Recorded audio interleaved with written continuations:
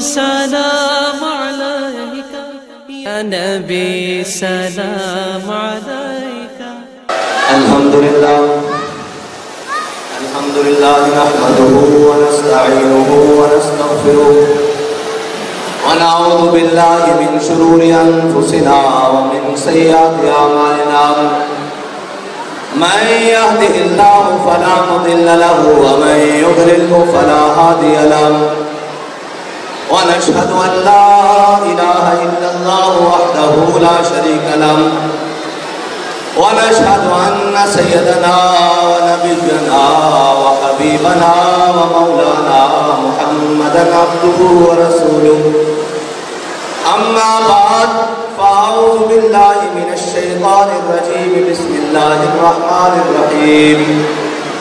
قال الله تبارك وتعالى في القرآن المجيد: علم الإنسان ما لم يعلم. صدق الله العظيم وصدق رسوله النبي الكريم الأمين. إن الله وملائكته يصلون على النبي يا أيها الذين آمنوا صلوا عليه وسلموا تسليما. الصلاة والسلام عليك يا سيدي يا رسول الله وعلى آلك وأصحابك يا سيدي يا خاتم النبيين.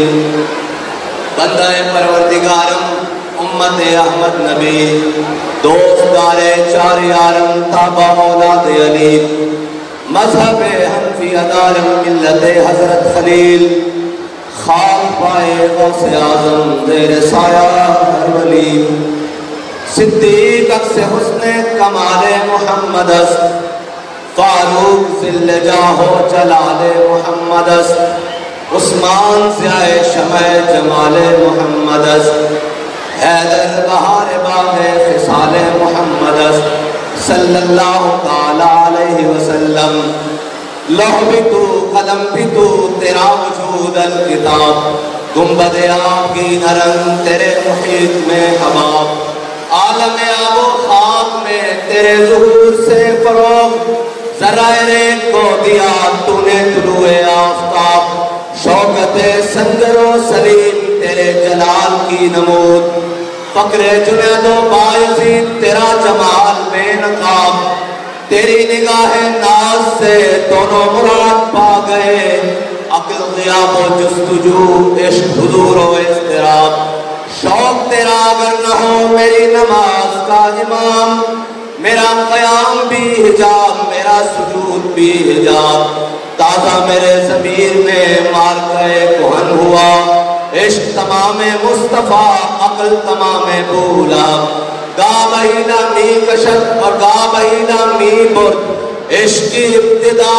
جب عشق کی انتہا جب عالم سوز و ساز میں وصل سے بڑھ کے ہے فراق وصل میں مر کے آرزو ہجر میں لذت طلب عین وصال میں مجھے حوصلہ نظر نہ تھا گرچہ بہانہ جو رہی میری نگاہ بے ادب اور مرد خدا کا عمل عشق سے صاحب فروغ عشق ہے اصل حیات موت ہے اس پر حرام تند و سبک سے ہے گرچہ زمانے کی رو عشق خود ایک سیل ہے اور سیل کو لیتا ہے تھام عشق کی تقویم میں اثر رواں کے سوا اور بھی زمانے ہیں جن کا نہیں کوئی نام عشق دم جبریل عشق دل مصطفیٰ عشق خدا کا رسول عشق خدا کا کلام عشق کے مضراب سے نغمہ تار حیات عشق سے نور حیات عشق سے نار حیات عقل و دل و نگاہ کا مرشد اولی ہے عشق عشق نہ ہو تو شرودی بت گدائے تصورات صدق خلیل بھی ہے عشق صبر حسین بھی ہے عشق مارکہ وجود میں بدر و حنین بھی ہے عشق. معزز سامعین محترم مخدرات اسلام اور تمام سامعین محترم اقبال نے کہا تھا کہ یہ فاقہ کش جو موت سے ڈرتا نہیں ذرا روح محمد اس کے بدن سے نکال دو. اور یورپ اور اسلام تمام مخالفوں نے سوچا کہ ہم ان کو نظام تعلیم ایسا دیں گے جس سے ان کے بچے پڑھ کر خود اسلام کے بارے میں سوال کرنے کی کوشش کریں گے یا شکوک و شبہات میں ڈل جائیں گے.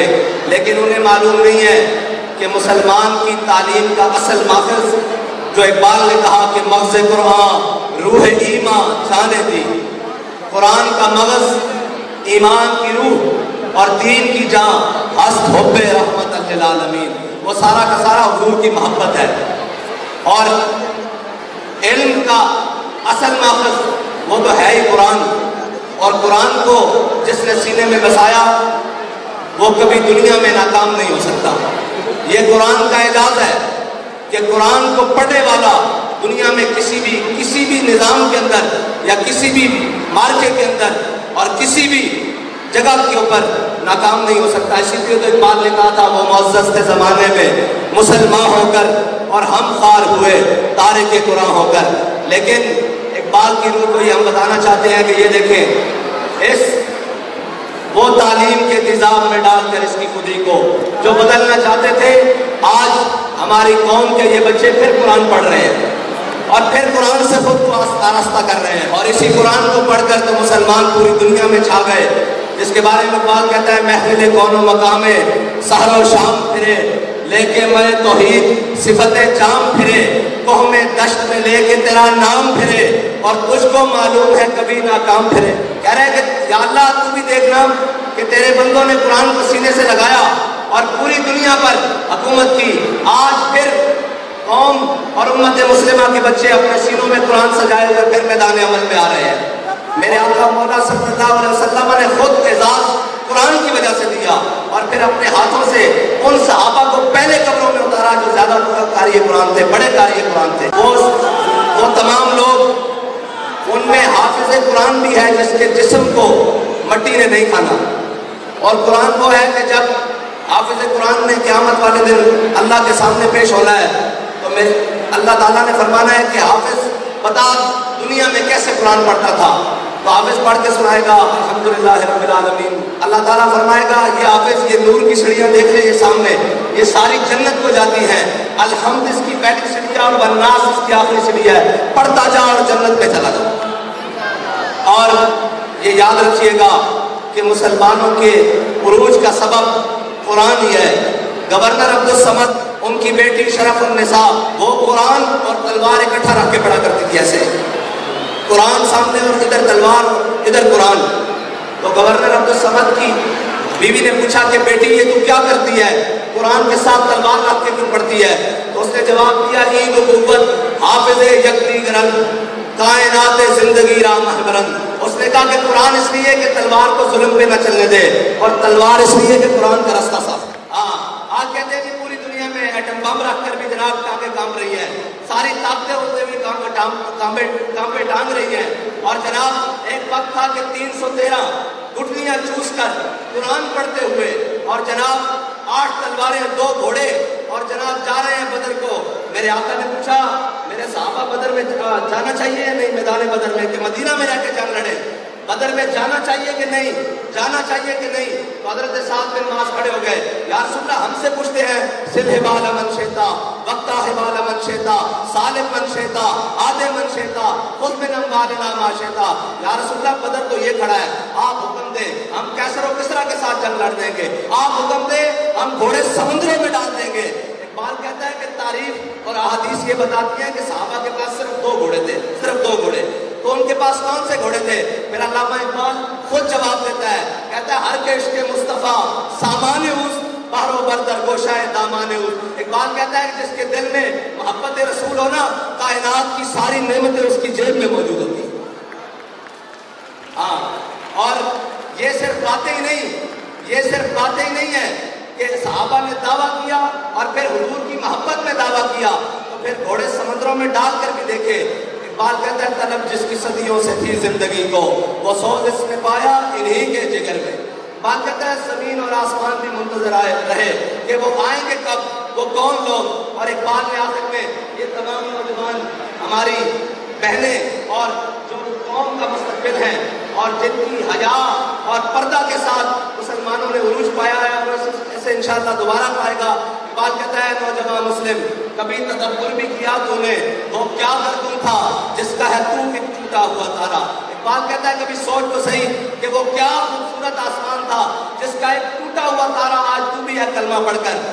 تبدن آفری آئین خلا کے جہانداری یعنی وہ صحرا عرب شتن بانوں کا گہوارہ سما الفقر و فقری کا رہا شان امارت میں. اقبال کیا انہوں نے کوئی بڑے بڑے محلات بنا کر بڑی بڑی بلڈنگیں بنا کر بڑی بڑی جناب اور عیاشی کے سامان بنا کر دنیا پر حکومت نہیں کی. کہتا ہے سما الفقر و فقری کا رہا شان امارت میں. کہتا ہے ان کی قمیض کو اگرچہ 36 پیبند لگے ہوئے تھے لیکن ان کے دلوں میں حضور کی محبت سورج سے بھی زیادہ روشن تھی. اور اگرچہ ان کی ظاہری اسباب اتنے تھے کہ وہ 8 تلواریں لے کر جاتے تھے لیکن اللہ تعالیٰ فرماتا تھا 1000 فرشتہ 2000 4000. پھر کہتا تھا میں تمہاری ان سے مدد کروں گا.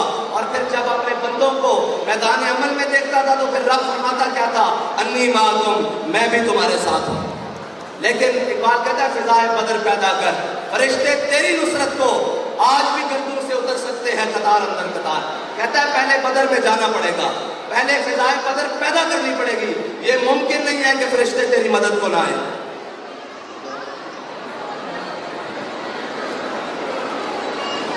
اقبال کہتا ہے کہ تو پہلے فضائے بدر پیدا کر میدان میں آ تو صحیح. اور اقبال کہتا ہے آگے کمال کہتا ہے دل سوز سے خالی ہے نگاہ پاک نہیں ہے.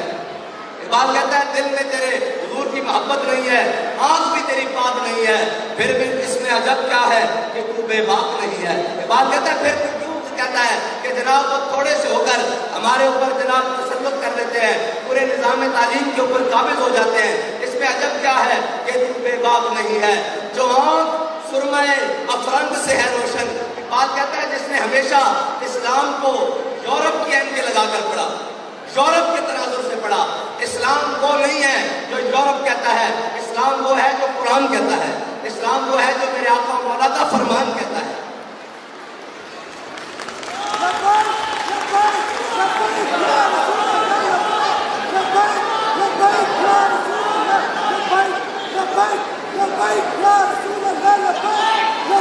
اسلام اپنے اصولوں پر قیامت تک قائم رہے گا اور اسلام وہ ہے قرآن وہ ہے جو ان کے ساتھ جڑ جائے گا اللہ تعالیٰ اسے بلند کر دے گا.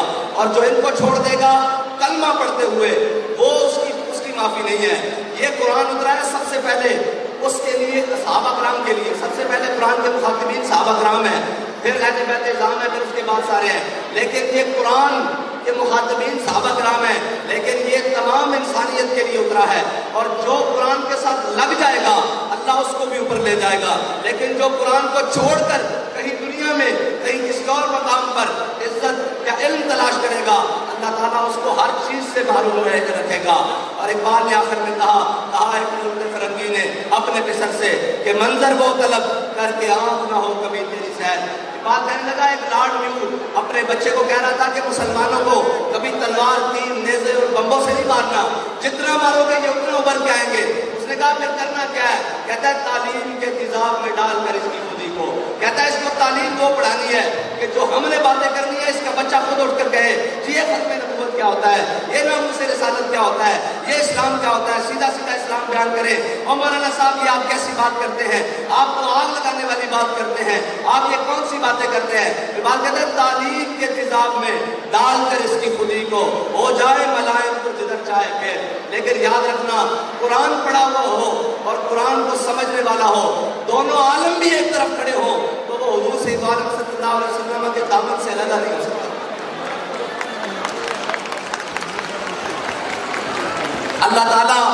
اللہ تعالیٰ مجھے اور آپ کو قرآن پڑھنے کی اور اس کو سمجھنے کی توفیق عطا فرمائے اور ہماری آنے والی نسلوں میں بھی قرآن کے قاری اور قرآن کے عالم نصیب فرمائے.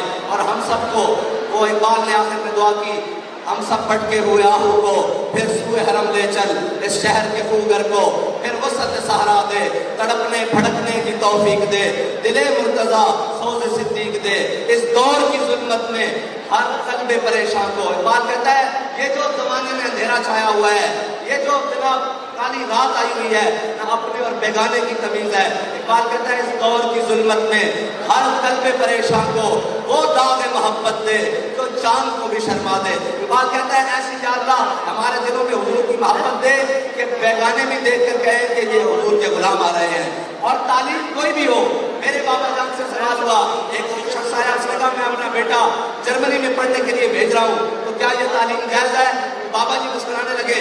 بابا جی نے کہا اقبال بھی تو پڑھ کر آیا ہے اور آ کر کہتا کیا ہے کہ خیرہ نہ کر سکا مجھے جلوہ دانش افرنگ، میری آنکھ کا سرما تھا خاک مدینہ و نجف۔ اقبال کہتا میں یورپ گیا، میں نے جدید بھی پڑھا، پڑھ لی ہے میں نے علوم شرق و غرب، روح میں باقی ہے اب تک درد و کرب۔ اقبال کہنے لگا میں نے جدید بھی پڑھا، قدیم بھی پڑھا، اپنوں سے بھی پڑھا، بیگانوں سے بھی پڑھا، لیکن جو روح کی تڑپ تھی نا وہ ابھی تک باقی ہے۔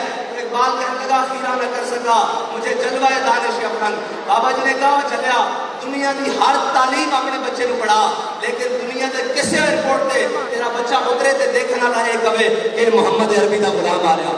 آخر دعوانا الحمدللہ۔